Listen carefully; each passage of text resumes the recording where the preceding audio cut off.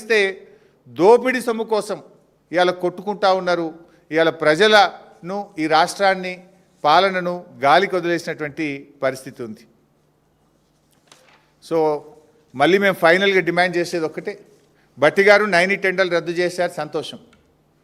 మరి ఏ విధానం కోసం మీరు రద్దు చేశారు? సైట్ విజిట్ సర్టిఫికెట్ అనే విధానం తప్పు అనే దాని మీద మీరు రద్దు చేసిండ్రు. ఆ విధానంతో ఇప్పటికీ 6 టెండర్లు జరిగినాయి, 6 కూడా ప్లస్ టెండర్లు అయినాయి. అన్ని టెండర్లు రద్దు చేయండి, సైట్ విజిట్ సర్టిఫికెట్ను రద్దు చేయండి, మొత్తం వ్యవహారం మీద వెంటనే సిబిఐ విచారణకు ఆదేశించాలని నేను కేంద్ర మంత్రి కిషన్ రెడ్డి గారిని డిమాండ్ చేస్తూ ఉన్నాను. Thank you.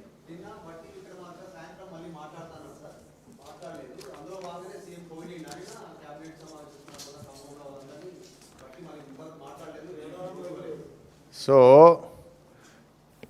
ప్రజలు అన్ని విషయాలు గమనిస్తున్నారు.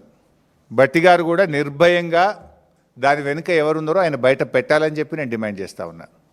భట్టి గారు ఇలా ఇంకొక విషయం కూడా మనకు చాలా ఆశ్చర్యకరంగా ఈ రాష్ట్రంలో మనం చూస్తున్నాం ఏంటంటే, ఒకరేమో వైఎస్ రాజశేఖర రెడ్డి గారికి నేను వీర విధేయుణ్ణి అంటున్నారు, ఇంకొకరేమో చంద్రబాబు నాయుడు గారికి నేను పరమ భక్తుణ్ణి అని చెప్పుకుంటున్నారు. ఒక ఆయన సీఎం, ఇంకొక ఆయన డిప్యూటీ సీఎం. ఆ ఇద్దరూ ఈ తెలంగాణ రాష్ట్ర ఏర్పాటుకు వ్యతిరేకంగా ఉన్న వాళ్ళే కదా. ఇద్దరూ తెలంగాణ, ఒక ఆయన సిగరెట్టా బీడియా అని మాట్లాడిండు, ఒక ఆయన చివరి నిమిషంలో కూడా తెలంగాణ రాష్ట్ర ఏర్పాటును అడ్డుకోవడానికి ప్రయత్నం చేసిండ్రు. సో ప్రజలు అన్ని విషయాలు కూడా గమనిస్తూ ఉన్నారు. ఏంది వీళ్ళు ఏం చేస్తున్నారు, ఏం మాట్లాడుతున్న విషయాన్ని కూడా గమనిస్తున్నారు. భట్టి గారు కూడా ఆయన ఈ మొత్తం వ్యవహారం వెనుక ఎవరున్నారు ఏంటి అన్ని విషయాలు బయట పెడతా ఉన్నారు. నిర్భయంగా ఆయన బయట పెట్టాలని చెప్పి కూడా మేము కోరుతా ఉన్నాం.